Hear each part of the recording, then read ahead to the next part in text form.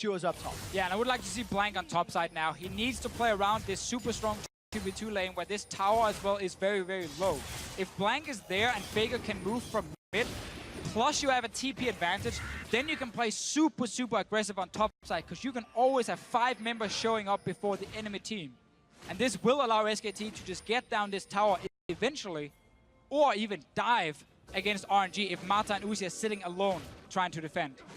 Luckily, Mata and Uzi have their flashes available. Look in the bottom lane. MLXG moving in to help out Looper, but Looper's taken so much damage.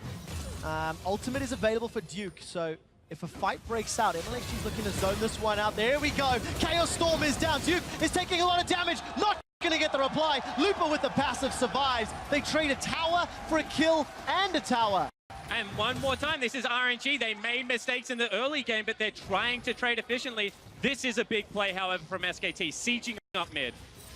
Xiaohu, I think, reads the situation, backed away very, very early. And right here on your screen, we see why you need to push that side lane, because it forced Xiaohu and Victor to step into his own jungle instead of clearing a wave. And that just allowed SKT to have a full wave coming in, put up a few plants, and take the tower. It's all about threaten from the side with the flank. You don't have to go for it, but just threaten it and force the guy to step away. And one more time, you know, Duke, he gets taken down, turret gets killed, but this time SKT hit back. It's a 2-for-1 trade. They're jockeying for position around the map, and they've left a trail of deep wards to be able to revisit this play time and time again if the RNG lineup overextends for farm. Yeah, those wards now for SKT, though, they don't mean a whole... Actually, they will, because they're going to TP on it. Instantly teleport. Mata's going to get jumped on here by Blank. Wolf and Duke coming up from the river. Uzi cancelled his recall. Flash is available. Let's see if he can get away. The answer does not seem to be so. Uzi goes first. Mata follows shortly. And that is where everything falls apart for RNG. They ignored the deep vision. They just pushed out the lane, say, we don't care what's behind us. SKT found an opening that wasn't even supposed to be there. Normally, you would just forget about those wards, recall, put the new wards in the bottom lane, and take another dragon. But because RNG just pushed out, ignored the vision, they actually got jumped and died again. And this is really key, because one more time, now if they can get the Rift Herald over onto Duke, someone that's being punished, gives him a little bit more one-on-one. Maybe he can actually stick with the Poppy. Doesn't look like they're giving it to him, however. That's interesting. You're dead to us, Duke. You've died too many times.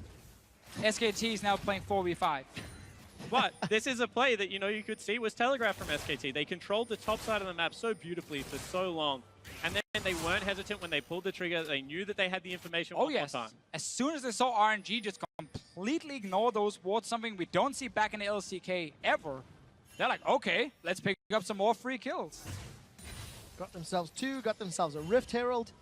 Looper's got a couple of minutes to play with a teleport advantage. But SKT have so much information to work with and such a gigantic lead. Their namesake is so funny, however, because 2 Cloud Drakes spawn for SKT. I mean, they play the early game just as punishing. Gonna get a third one.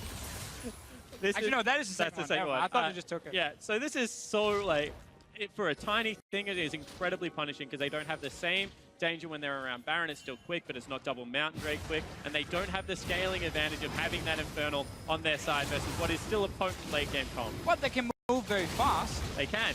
Are you over on the Cloud Drake hype train now? We are in North America after all. It has also been buffed since a lot of the negative opinions, I should say. The point about Cloud Drake is just like, yes, it does help you, like rotate very, very quick between lanes and so on. But when it comes to finishing big objectives or big team fights, it doesn't really help you. Slightly before with the positioning, but people want Mountain and Infernal because Mountain gets you, you know, an easier Baron, and Infernal often gets you easier team fights later on. Good damage there from Faker on that piercing arrow. That's going to push Xiaohu away. Even if it's just temporarily. Looper's got TP available, but not the greatest vision to work with. In behind the SKT backline. And SKT decide not to pressure that inner mid turret. We're approaching 20 minutes in the game, and Rift Herald was secured. It was the 8th Rift Herald of Worlds, actually. Faker, despite having no support, is not a threat. RNG decide not to go forward.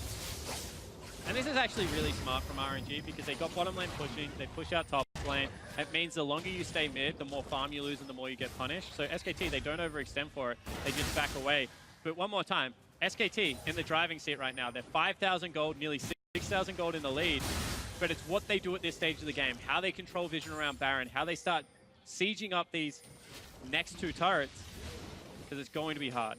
It will, but if you're SKT, you know, it's kind of a luxury problem for you. Like, oh, damn, we're so far ahead, we can't just, you know, take a Baron because it hasn't even spawned yet. Yeah. So it's okay for them right now to be like, all right, let's slow down for 5 minutes, just keep farming 3 lanes, and the most important thing to do now with this advantage is to take away jungle camps. It might look like a small difference at first, but when you keep doing it over and over, steal away every camp, the enemy team just falls further and further behind until you're strong enough to take Baron. Okay, gentlemen, I need to now get you to take note of what SKT do in the middle game with the same sort of lead that RNG had from game 1. Now, RNG floundered it because not only did they not make the best moves, SKT defended well. So that's what I want to compare, how these two teams play, because they're in opposite positions. The only mistake I saw from SKT in this game was Duke. Going bot lane, trying to get the kill, dying, and then after, when they wanted to make a play on top side for the tier 1 top tower, he stayed under his tower and got dove again and died. Outside of that, SKT has actually played this super, super well and much cleaner than RNG. SKT showed why you play side lanes, and now they find Looper. Looper's trying to get away. Stranglethorns has been used. Curtain Call comes down as well. Faker's still got the Chain of Corruption. Is going to lock down Looper. A lot of damage. Everybody's getting involved. Looper surviving for a very long time. Long enough for the rest of RNG to make it up. Looper survives. Blank says, let's bounce. And Xiaohu's putting some damage down. MLXG comes in, gets 2 undertows. Can't pick up the axe. And SKT are sent running. Duke still doesn't teleport in. They save Looper's life. It was just off cooldown, so wasn't able to make it there in time. Now it's about to come up. There's a ward behind RNG, good TP2, but the rest of SKT are too low. So many ultis used to try and kill Looper. But again, that fish in the barrel just refuses to sit still, dodges around. And this time they don't have the deep vision, so when Looper turns around for the play, they have to respect it a little bit more than they did last time, and they maybe taper the damage just a little bit, which means the turnaround play is available. How scary is that when 4 members of SKT are hammering away on Looper and he still survives that long? Honestly, Looper was too tanky, and they missed almost all abilities, which is the second part of that, but SKT just thought they could get an easy pick. They didn't. That's why RNG bounced back, and actually really well played by Looper, staying alive, getting that top tower as a reward. So RNG gets a bit of gold, but now the play is always around next Dragon and Baron, because Baron is alive. You have Zac who can tank it.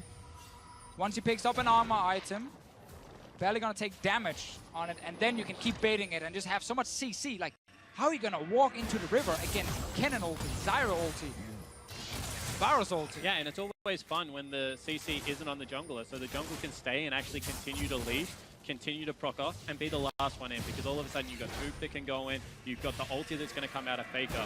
As this team is running headfirst into you, as you know that RNG is going to at some point during this game. As they do many games. Yeah, it's coming. It even came last game. It did indeed. But this time around, RNG have to still fight back. 6,000 gold. MLXG sidesteps at least one. Ragnarok comes up, takes a lot of damage. Blank will get rooted and pulled backwards by the gravity field. But just trading abilities back and forth. MLXG, no ultimate as SKT continue to fight around. Duke took a lot of damage there. This is a scary lane now, because Looper somehow has once again got back within touching distance and has a sheen so he can legitimately threaten Duke's positioning on the map. And also, RNG doing some pretty good defense around here. MLXG just get caught, no ulti. All right, Curtain Call, Chain of Corruption as well. Gravity Field will buy some time. Not enough. MLXG is down. Faker's on a killing spree. The 4th shot of Curtain Call goes wide, and there was a ward behind the Baron pit. It's timed out, so Looper can't even get in that way. And that's where you just see again the patience, the discipline from SKT. They set up pink wards. They know they can just bait around Baron, and RNG will have to walk in at some point. Once the blue trinket's on cooldown, someone is going to face check, and you just collapse on that guy and you kill him instantly. Everyone from RNG is recalling right now, and SKT, they're starting Baron. They're going to potentially get this one. Looper making his way in. SKT is going to go fairly slow. It's very early in the game. 24 minutes. Looper's made up. He's going to get some vision. Keeper's verdict here. All right, Keeper's verdict is winding up, catches Blank. That's a problem. Blank had no flash available. Firing down. Uzi's down. Wolf takes him out. Xiaohu's now running for his life, in a little bit of trouble. Blue Sentinel even pulled in by SKT. Right, Baron is stopped. It cost Uzi's life, but I think that might be worth it. And RNG actually got the TP out of Duker. There it is again, the Duke of TPs, man. That's second time we do it now. Duke is TP. He just forgot an R, it's not his fault. Move on, someone else. So no teleport for Duke means small windows for Lupa. Yeah, makes it a bit harder for SKT to set up the same bait. Certainly does. And when you have a look at this, I think that SKT's discipline is so key in this matchup because RNG just keeps coming at them. And SKT has just been able to weather that storm and be very comfortable with it. But the third dragon... Yeah, they're mad now. What is this? Ocean Drake at 25 minutes? Well, Regen's going to help them out ever so slightly. Ever so slightly. Ever so slightly. Ever so, they're the so comp. slightly. I mean, if anything, RNG wants the Ocean Drake. They're the hard engage comp. They are indeed. But they can't engage yet. I want to contrast, you know, SKT, they built up a good lead. They played well around Baron. But because it was so early, they didn't have a mountain, they didn't have damage to kill Baron quick enough. And I think that's what allowed RNG buy some more time and get back in here. And a good ulti from Lupa as well, getting Blank out of the Baron pit, so even finishing the Baron was not an option. Then we saw the Duke TP get cancelled, and that now means SKT kind of needs to slow down. For a few minutes, they need that TP back from the cannon so they can keep playing bottom side and not just have Lupa pushing up bot lane over and over. And it just buys a bit of time for RNG. Buys more time for Lupa to get more items. He need the Iceborne. And then he can actually really just sit on top of this cannon and be super annoying. That's the second time we've seen Lupa actually pushing Duke away from the lane. Duke, second item, Void Staff, got that Wrist Guard and Fiendish Codex for now, but no big items after that. Looking down the list, everybody hitting that 2, almost 3 item spikes as we get closer and closer to 30 minutes. And this is good if you want RNG to win, because they're getting their Ezreal powered up, they're getting their Victor powered up, and I think very importantly, Lupa is just getting to be one beefy frontline Poppy. And they're about to have all of their control items. I mean, Rylai's has been picked up, Iceborne Gauntlet for the Ezreal, and now you're going to see it most likely come out for Lupa as well unless something really crazy happens. I think that this just allows them to slow down the pace of the game, catch that big breath, because you could see they were getting carried away, but it's 7,000 gold. And SKT, for the next 20 minutes, is still going to be the team playing with all of the priority in this game. Now we do have to look at something like Varus in late game fights. His damage, once you go full late game and he has to try and kill some of these big tanks like Poppy, is not the greatest. He's not like the big auto-attacking threat in a team fight. He's great poke, obviously, against squishies, all stages of the game. But it can be really hard for Faker late game to actually take down a big front line. Olaf, Poppy, Karma Shields coming in. Minimal, obviously, as a support late game. But it all matters. And that's where SKT, while they still have a good composition and fine scaling, will actually be in a situation where they can lose team fights. True Shot Barrage used to scout out. Luckily for SKT, they've got the team fight wombo combo of cannon. And we've seen cannons this tournament do, as the Oceanic crew would say, disgusting things. Certainly have. However, we've also seen Poppies swing team fights in times where they shouldn't be able to. That ultimate is so polarizing. It can either like absolutely destroy a team, or you know, it can deliver tanks onto your back line and weird things that we've seen in the past. With the way Lupa's been playing, it's most likely going to destroy SKT, honestly, if he nails a good one. If we look at the two top laners, Lupa has been winning 2 games in a row now and just been outperforming Duke in every way possible, honestly. And that is great for RNG. It's been fantastic for them to have that strong lane. Jin is moving down. Lupa realizes there's a ward and he does run away. So now we saw SKT not do anything for a few minutes because they had to wait for that TP. And they can start setting up Baron again. They need to sell some of these Dorn's items though and get more pink wards. See how quickly they decide to do that. Next dragon will be Ocean. Baron remains a focus. And RNG, they've contested vision a little bit after that failed fight earlier in the game. RNG actually pushed a lot of the SKT vision away. Even had Scuttle Crab control. It's a little bit of a fight over the crab right now. Gonna get smited too early, secured by SKT. And that one swims away. And you have a look at the key items that have just been picked up. Double Last Whispers now have been brought in because they realize that Looper is a legitimate threat. They're going to have to deal with this front line. They're able to pick that up. Void Staff had been picked up for a very long time. So SKT still have the tools to be able to fight, and they're one more time looking for it. Ghost Blade thrown down by Faker. In the background, there is a potential TP ward. Pink in the jungle. SKT, they're grouped up. Duke continues to meet Looper. He's making his way down to that bottom lane. Top laners gonna go battle toe-to-toe. Xiaohu caught up by the curtain call. 2 shots. Chain of Corruption flashed away from Mata. Body blocks the 4th, but SKT get the tower. Yeah, really good move from SKT, and a big thing here to highlight is the fact that Looper had no place to really TP. He tried to leave the bottom lane, but Duke just followed him, and there was no wards behind SKT at all he could choose to TP to, so that means RNG could only 4v5 basically, and they had to just give up the tower. And it's about getting access to that mid lane whilst being safe from the flanks, and you can see that they were pushed the long way around. MLXG, for what feels like the 15th time this game, is gonna face check. Uzi now making his way forward. Baron under some siege. Piercing arrow let loose, but Faker doesn't find a target. And now SKT can do this, Baron, a lot safer than before. They have some armor on Blank, they have more DPS on their carries. Both top laners still with teleport, but again, Looper has no good location.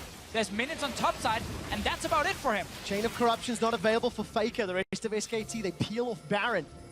Looper had left the bottom lane, but I think he was standing on top of a ward. That's why Duke went to challenge him.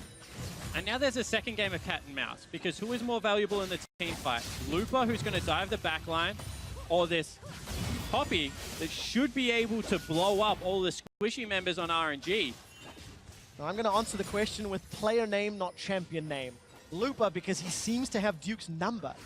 Second game in a row that he's outclassing his opponents. But you have to remember, if Blank stays on the Baron, then they don't really have that good of a counter initiation without the cannon available. So you can see that they're hesitant to 100% commit to the objective if either of these top laners can really make it to that fight. And what happens right now is one of the problems in this meta. It is so hard for teams to kind of push through the mid game and get that Baron and then use it to close the game, because again, whenever you see 2 or 3 wards getting cleared by RNG, SKT has to go back and get new wards. Then they need to get new pink wards, place them one more time. And it's this constant struggle, because one sweeping lens can like clear almost the entire river. So once you leave the Baron for just a few seconds, a few wards will die, you go back to base, you come back out, game is super slowed down, and you're kind of looking for picks. Looking for picks when the enemy is trying to clear your wards, then you hard engage with Zac, you hard engage with Varus. But SKT have not done that. They've started the Baron twice now, gotten low at the Baron, and then disengaged. When RNG is looking to clear these wards, engage on them, like you did on the Olaf, and then do it a second time without starting the Baron. Kill the blue wards, watch RNG walk up to this river again, and then hard engage a second time. Look for picks over Baron, because it's so hard for you to finish that Baron at the moment.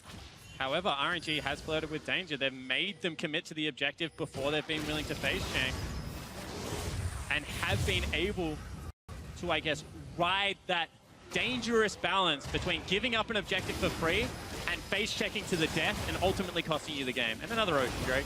Another Ocean Drake. So double Cloud, double Ocean. Uzi tried to snipe the red buff. It was smited by Blank. 12 minutes ago, I said, let's compare mid-games. SKT made it very, very, very clear. They're trying to play the Baron game, but it has not actually netted them an advantage. They've got a little bit of control, and RNG, yes, they're still down a gigantic amount of gold, but obviously, as we always say and love to say, the later this game goes, the less relevant that becomes. Of course, and same thing for some of these Ocean Drakes SKT have been getting. That's one thing we just have to highlight. Like, everything went in favor of RNG last game. Won the early game into Mountain, Infernal, Mountain, which they then used to rush a Baron later on. SKT doesn't have the same situation here. They don't have the same damage against some of these big objectives. And again, that's why starting the Baron is the risk instead of just looking for the fight around the Baron pit. It's only 2 blue trinkets. Once they're used, enemy team has to walk in and face check. So what does RNG have to do? Looper is obviously going to be one of the keys to this, because we know how SKT want to advance their lead to win. How does Royal never give up bounce back? They're just looking for mid lane control, wave clear, and being able to force them off the Baron time and time again. Because if they get Victor and Ezreal to late game, they're going to be confident. Chain of Corruption's been used. MLXG RNG's rolling around at the Ragnarok. Mata takes a lot of damage, but is able to flash away. Follow-up flash by Blank. He's bouncing up in 3 RNG members' faces. MLXG did not use Ghost, and teleports from Looper and Duke still available. And here we did see SKT instantly looking for the fight. Started Baron to bait RNG in, instant disengage to look for that fight. But the problem for SKT is this bot lane is getting out of hand. Looper is going to get that tower down.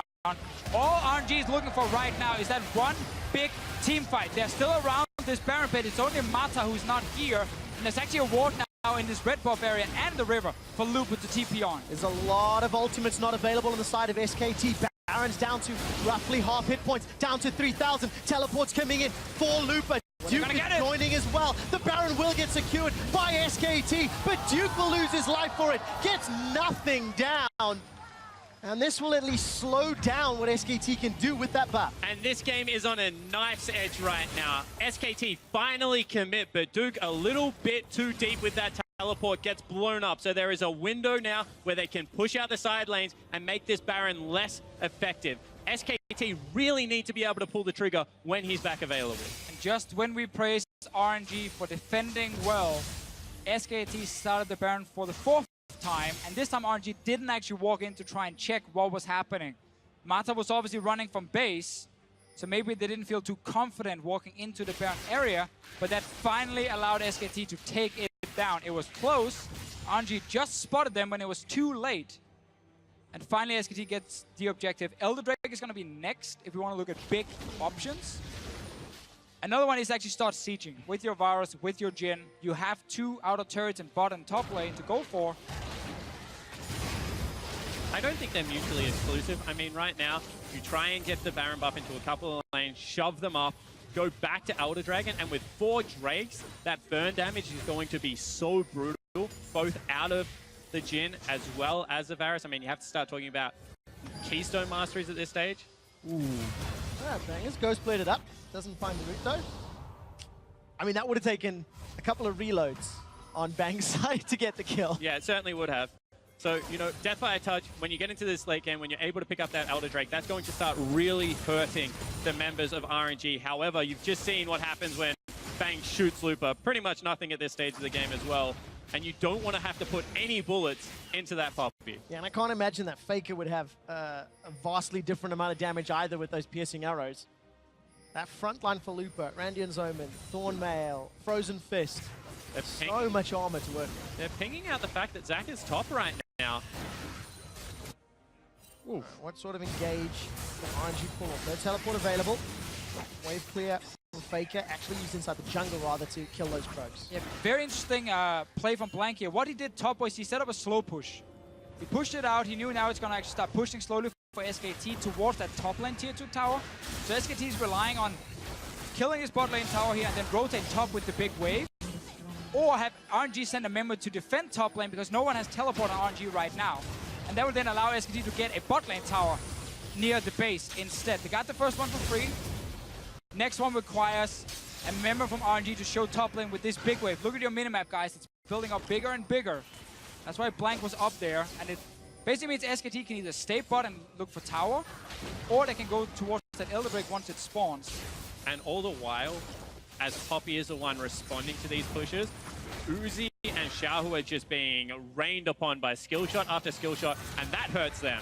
It does indeed. Second shot connects. Third does as well. Duke is getting a couple of autos onto that inhibitor turret.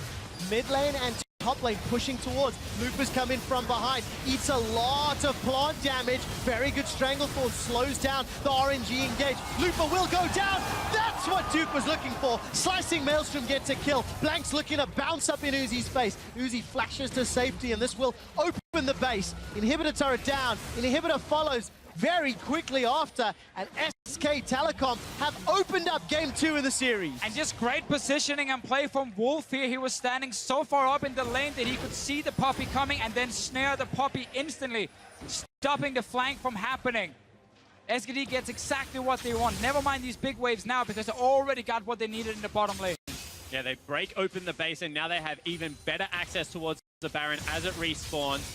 Someone's going to have to respond to the super creep, and with 20 seconds left, I don't even know whether they can defend the Elder Dragon. So this game, you know, They were defending well, RNG, but SKT, the later it got, the more confident they became in their movements. And that is why you can slow down the mid game if you have an advantage, because it only takes one mistake from the enemy team, and you get that big objective, you get that inhib turret you need, and then you open up the game again, and you can start playing more fast-paced. Look for bigger things, and look for a big team fight as well. SK Telecom secure this Elder Dragon uncontested. RNG nowhere to be found, and that's a 40-minute Elder. Going to amplify the power of Cloud and of Ocean. These guys are going to go fast, and they're going to be full health wherever they're going when they arrive. And more importantly, when the skill shots hit, there is going to be so much true damage burn coming out of this Elder Drake that even Looper, who died pretty quickly in this fight actually, is going to have to take them. So look at Wolf here staying so far up in the lane because he knows Looper can flank from that side. That's the only way Looper can flank in this fight, and that's why Wolf is up there. Instant snares him, slows him down, and that stops that potential flank because Blank had to walk from mid lane to join. So that's really smart positioning from a support, and it stops any sort of engage. Yeah, Blank keeps committing to the fight. Looper's in a bit of trouble. He is indeed, takes a lot of damage, flashes away, that's instantly down, uses the Merc Wolves to dash away, gets rooted up by the Flourish, but still has 600 hit points to burn through. Summoner Spell and Ultimate blown a minute and a half before Baron. That could be impactful. Well, that's impactful. SKT knock over another turret. Remember, they've got that Elder Dragon buff.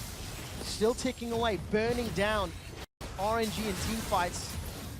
Even without Baron, SKT continue to siege. Teleport is up for Looper. Not the greatest wards behind SKT. In fact, he's just going to go face to face, make his way through the base. SKT just trying to get more damage on his turret here. They just need a few seconds to actually hit it, and it dies. But you got to respect the potential engage as well. Only way back in this game for RNG is one big team fight, and they want that proper flank, but they're not getting it. No, they're not. Faker's taking a lot of damage from the inhibitor turrets. MLXG running a mile a minute with Ghost and Ragnarok, but Royal never give up, cannot stand to defend their inhibitor. And SK Telecom, a 16,000 gold lead.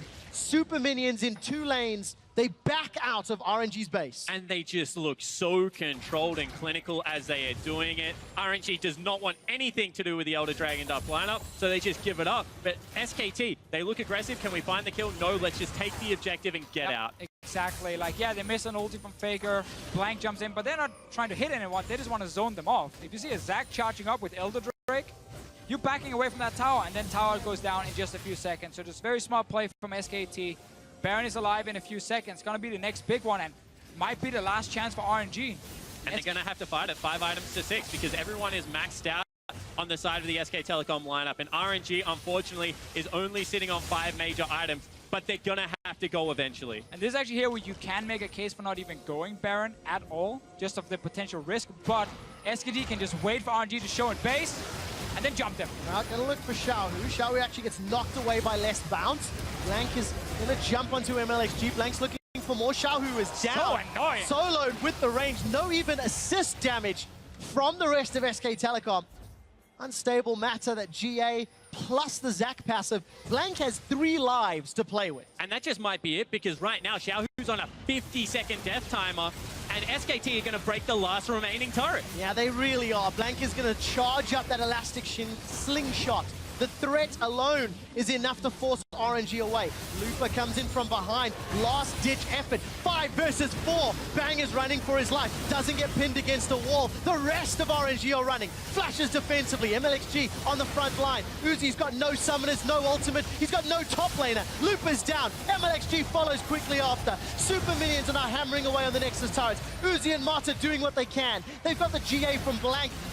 Blank throws up the SKT logo. SK Telecom bounce back to even the series at 1-1. And SKT had a goal lead since minute 3 in this game, where MLXG and Mata ended up dying so early when they walked into that trade.